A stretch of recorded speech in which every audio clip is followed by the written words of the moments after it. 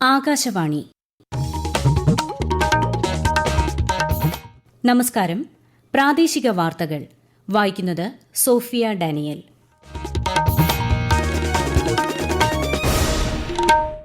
പ്രധാന വാർത്തകൾ. മൂന്നാം നരേന്ദ്രമോദി സർക്കാരിന്റെ സത്യപ്രതിജ്ഞ നാളെ വൈകിട്ട് രാഷ്ട്രപതി ഭവനിൽ. ചടങ്ങിന് സാക്ഷ്യം വഹിക്കാൻ ലോക നേതാക്കളും. ലോക്സഭാ പ്രതിപക്ഷ നേതാവിനെ തീരുമാനിക്കുന്നതിനുള്ള കോൺഗ്രസ് പ്രവർത്തക സമിതി യോഗം ന്യൂഡൽഹിയിൽ പുരോഗമിക്കുന്നു. ഈ നാട് ഗ്രൂപ്പ് ഉടമയും വ്യവസായിയുമായ റാമോജി റാവു അന്തരിച്ചു. അനുശോചിച്ച് രാഷ്ട്രപതിയും പ്രധാനമന്ത്രിയും ഉൾപ്പെടെയുള്ള പ്രമുഖർ. സംസ്ഥാനത്ത് ശക്തമായ മഴ തുടരുമെന്ന് കേന്ദ്ര കാലാവസ്ഥാ വകുപ്പ്. ഇന്ന് 4 ജില്ലകളിൽ ഓറഞ്ച് ജാഗ്രത. മത്സ്യബന്ധനത്തിന് വിലക്ക്. ഫ്രഞ്ച് ഓപ്പൺ ടെന്നീസ് വനിതാ സിംഗിൾസ് ഫൈനൽ ഇന്ന്. 2020 ലോകകപ്പിൽ ഇന്ത്യ പാകിസ്ഥാൻ പോരാട്ടം നാളെ. വാർത്തകൾ വിശദമായി. നിയുക്ത പ്രധാനമന്ത്രി നരേന്ദ്രമോദിയുടെ നേതൃത്വത്തിലുള്ള NDA സർക്കാരിന്റെ സത്യപ്രതിജ്ഞാ ചടങ്ങ് നാളെ രാഷ്ട്രപതി ഭവനിൽ നടക്കും.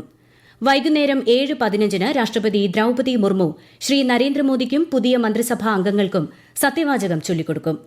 തുടർച്ചയായി 3ാം തവണയാണ് ഇന്ത്യൻ പ്രധാനമന്ത്രിയായി ശ്രീ നരേന്ദ്രമോദി അധികാരമേൽക്കുന്നത്.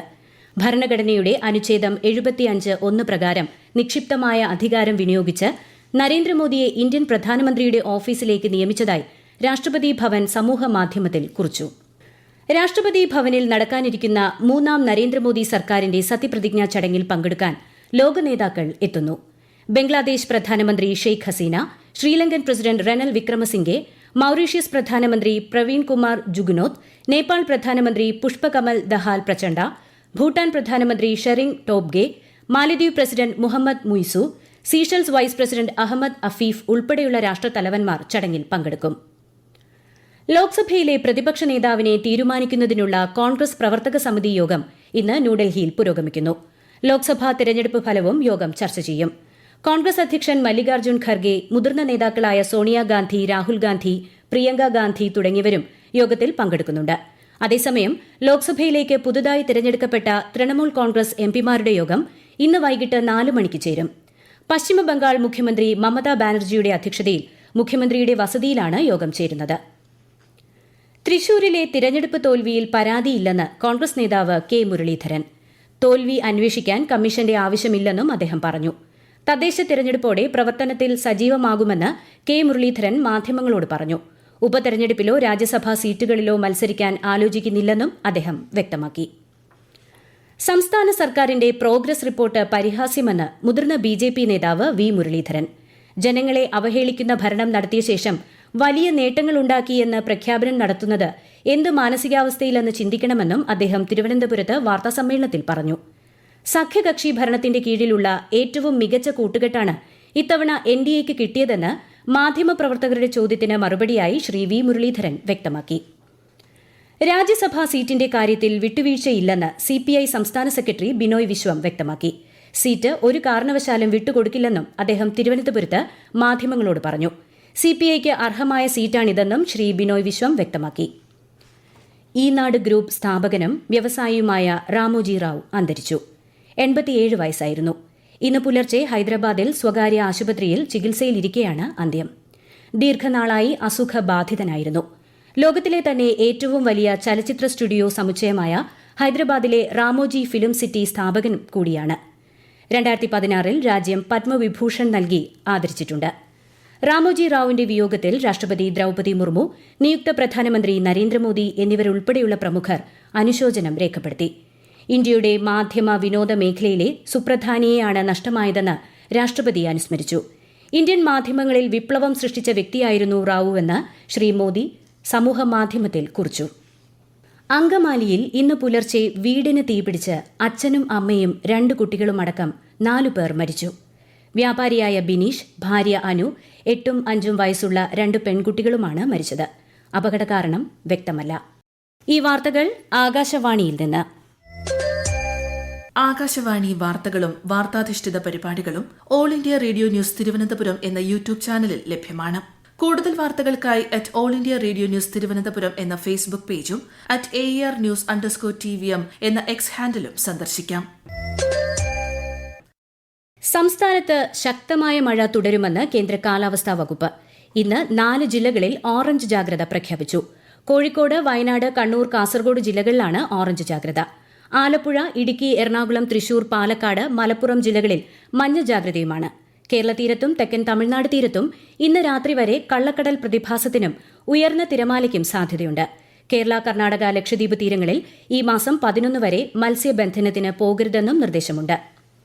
മഴ തുടരുന്ന സാഹചര്യത്തിൽ ഇന്നും നാളെയും കോട്ടയം ജില്ലയിലെ മലയോര വിനോദസഞ്ചാര കേന്ദ്രങ്ങളായ ഇലവീഴ, പൂഞ്ചിറ, ഇല്ലിക്കൽ കല്ല് എന്നിവിടങ്ങളിലേക്കുള്ള സഞ്ചാരികളുടെ പ്രവേശനം നിരോധിച്ച് ജില്ലാ കളക്ടർ വി. വിഘ്നേശ്വരി ഉത്തരവായി. അരുവിക്കര ഡാമിന്റെ ഷട്ടറുകൾ കൂടുതൽ ഉയർത്തിയതിനാൽ സമീപവാസികൾ ജാഗ്രത പുലർത്തണമെന്ന് തിരുവനന്തപുരം ജില്ലാ കളക്ടർ അറിയിച്ചു. മോശം കാലാവസ്ഥയെ തുടർന്ന് കരിപ്പൂരിൽ ഇറക്കേണ്ട വിമാനം നെടുമ്പാശ്ശേരി വിമാനത്താവളത്തിൽ ഇറക്കി. ദുബായിൽ നിന്ന് പുലർച്ചെ കരിപ്പൂരിലെത്തിയ എയർ ഇന്ത്യ എക്സ്പ്രസ് വിമാനമാണ് കൊച്ചിയിലേക്ക് വഴിതിരിച്ചുവിട്ടത്. ശുചിത്വ സന്ദേശമുയർത്തി കണ്ണൂർ ജില്ലാ പഞ്ചായത്തിന്റെയും ഹരിത കേരള മിഷന്റെയും നേതൃത്വത്തിൽ ശുചിത്വ സന്ദേശയാത്രയ്ക്ക് തുടക്കമായി. വിശദാംശങ്ങളുമായി ആകാശവാണി കണ്ണൂർ ജില്ലാ പ്രതിനിധി കെ.ഒ. ശശിധരൻ.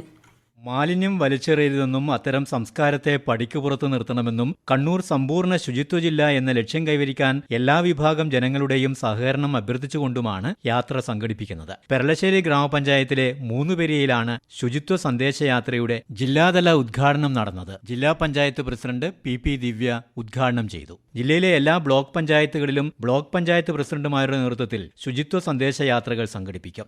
യാത്ര സന്ദർശിച്ച പട്ടണങ്ങളിൽ വലിച്ചെറിയലിനെതിരായ സ്റ്റിക്കർ പ്രചരണം ആരംഭിച്ചു. ബ്ലോക്ക് തല സന്ദേശയാത്രകൾക്ക് അടുത്തയാഴ്ചയാണ് തുടക്കമാവുക. കല്യാശ്ശേരി ബ്ലോക്ക് തല സന്ദേശയാത്ര വരുന്ന ബുധനാഴ്ചയും പേരാവൂർ ബ്ലോക്ക് തല സന്ദേശയാത്ര വ്യാഴാഴ്ചയും നടക്കും. സംസ്ഥാനത്ത് സ്വർണ്ണവിലയിൽ വൻ ഇടിവ്. പവന് ഇന്ന് 1520 രൂപ കുറഞ്ഞ് 52,560 രൂപയിലെത്തി. ഗ്രാമിന് 190 രൂപ കുറഞ്ഞ് 6,570 രൂപയാണ് ഇന്നത്തെ വില. ചരിത്രത്തിൽ ആദ്യമായാണ് ഒരു ദിവസം സ്വർണ്ണം വില പവന് ഇത്രയും കുറയുന്നത്. ഫ്രഞ്ച് ഓപ്പൺ ടെന്നീസ് വനിതാ സിംഗിൾസ് ഫൈനൽ ഇന്ന്. ലോക 1-ാം നമ്പർ താരം പോളണ്ടിന്റെ ഇഗ സ്വിയാടെക് ഇറ്റലിയുടെ ജാസ്മിൻ പൌളീനിയുമായി ഏറ്റുമുട്ടും. ഇന്ത്യൻ സമയം വൈകിട്ട് 6:30-നാണ് മത്സരം. പുരുഷ സെമിയിൽ ഇറ്റാലിയൻ താരത്തെ പരാജയപ്പെടുത്തി സ്പാനിഷ് താരം കാർലോസ് അൽക്കാരസ് ഫൈനലിൽ കടന്നു. ഇതോടെ ഫ്രഞ്ച് ഓപ്പൺ ഫൈനലിലെത്തുന്ന ഏറ്റവും പ്രായം കുറഞ്ഞ സ്പാനിഷ് താരം എന്ന നേട്ടം കാർലോസ് സ്വന്തമാക്കി. പുരുഷ സിംഗിൾസ് ഫൈനൽ നാളെ നടക്കും. 2020 ലോകകപ്പിലെ ആവേശ പോരാട്ടമായ ഇന്ത്യ-പാകിസ്ഥാൻ മത്സരം നാളെ നടക്കും. ന്യൂയോർക്കിൽ ഇന്ത്യൻ സമയം രാത്രി 8 മണിക്കാണ് മത്സരം നടക്കുന്നത്. അമേരിക്കയോട് അപ്രതീക്ഷിത തോൽവി വഴങ്ങിയ പാകിസ്ഥാനെ സംബന്ധിച്ചിടത്തോളം നാളത്തെ മത്സരം നിർണായകമാണ്. അയർലൻഡിനെ പരാജയപ്പെടുത്തിയ ഇന്ത്യയ്ക്ക് നാളത്തെ മത്സരം കൂടി ജയിച്ചാൽ 2-ാം റൌണ്ടിലേക്ക് സ്ഥാനമുറപ്പിക്കാം. ഇന്ന് രാവിലെ നടന്ന ആദ്യ മത്സരത്തിൽ ന്യൂസിലൻഡിനെതിരെ അഫ്ഗാനിസ്ഥാൻ 84 റൺസ് ജയം നേടി. 2-ാം മത്സരത്തിൽ ശ്രീലങ്കയെ 2 വിക്കറ്റിന് ബംഗ്ലാദേശ് പരാജയപ്പെടുത്തി. രാത്രി 8-ന് നെതർലാൻഡ്സ് ദക്ഷിണാഫ്രിക്കയെയും 10:30-ന് ഓസ്ട്രേലിയ ഇംഗ്ലണ്ടിനെയും നേരിടും. KSEB ഉപഭോക്താക്കളിൽ നിന്ന് സ്വീകരിച്ചിട്ടുള്ള സെക്യൂരിറ്റി ഡെപ്പോസിറ്റിന് 6.75% നിരക്കിൽ പലിശ ലഭിക്കും. ഇത് KSEBയുടെ എല്ലാ ഉപഭോക്താക്കൾക്കും മെയ്, ജൂൺ, ജൂലൈ മാസങ്ങളിലെ വൈദ്യുതി ബില്ലിൽ കുറവ് ചെയ്ത് നൽകും.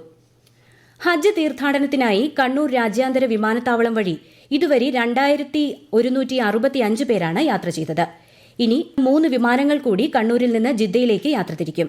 ഇന്നത്തെ ഹജ്ജ് വിമാനം വൈകിട്ട് 3:40-നാണ് പുറപ്പെടുക. കാലിക്കറ്റ് സർവകലാശാല സിൻഡിക്കേറ്റ് തിരഞ്ഞെടുപ്പ് അല്പസമയത്തിനകം പൂർത്തിയാകും. മന്ത്രി R Bindu, Kozhikode mayor Beena Philip, വിവിധ മണ്ഡലങ്ങളിൽ നിന്നുള്ള MLA-മാരടക്കം 100-ലേറെ സെനറ്റ് അംഗങ്ങൾ വോട്ട് രേഖപ്പെടുത്തി. ഇന്ന് രാത്രിയോടെ ഫലപ്രഖ്യാപനം നടക്കും. ദേശീയപാത 66-ലെ മാഹി ബൈപ്പാസിൽപ്പെട്ട ബാലം, ചോനാട് അണ്ടർപാസുകളിൽ അപകടങ്ങൾ വർദ്ധിച്ചു വരുന്നതിനെക്കുറിച്ച് തിങ്കളാഴ്ച സംയുക്ത പരിശോധന നടത്തും. പരിശോധനയ്ക്കായി നാഷണൽ ഹൈവേ അതോറിറ്റി, മോട്ടോർ വാഹന വകുപ്പ്, പൊതുമരാമത്ത് വകുപ്പ്, പോലീസ് എന്നിവരെ കണ്ണൂർ ജില്ലാ റോഡ് സുരക്ഷാ സമിതി യോഗം ചുമതലപ്പെടുത്തിയിരുന്നു. പ്രധാന വാർത്തകൾ വീണ്ടും. 3-ാം നരേന്ദ്രമോദി സർക്കാരിന്റെ സത്യപ്രതിജ്ഞ നാളെ വൈകിട്ട് രാഷ്ട്രപതി ഭവനിൽ. ചടങ്ങിന് സാക്ഷ്യം വഹിക്കാൻ ലോക നേതാക്കളും. ലോക്സഭാ പ്രതിപക്ഷ നേതാവിനെ തീരുമാനിക്കുന്നതിനുള്ള കോൺഗ്രസ് പ്രവർത്തക സമിതി യോഗം ന്യൂഡൽഹിയിൽ പുരോഗമിക്കുന്നു. ഈനാട് ഗ്രൂപ്പ് ഉടമയും വ്യവസായിയുമായ രാമോജി റാവു അന്തരിച്ചു. അനുശോചിച്ച് രാഷ്ട്രപതിയും പ്രധാനമന്ത്രിയും ഉൾപ്പെടെയുള്ള പ്രമുഖർ.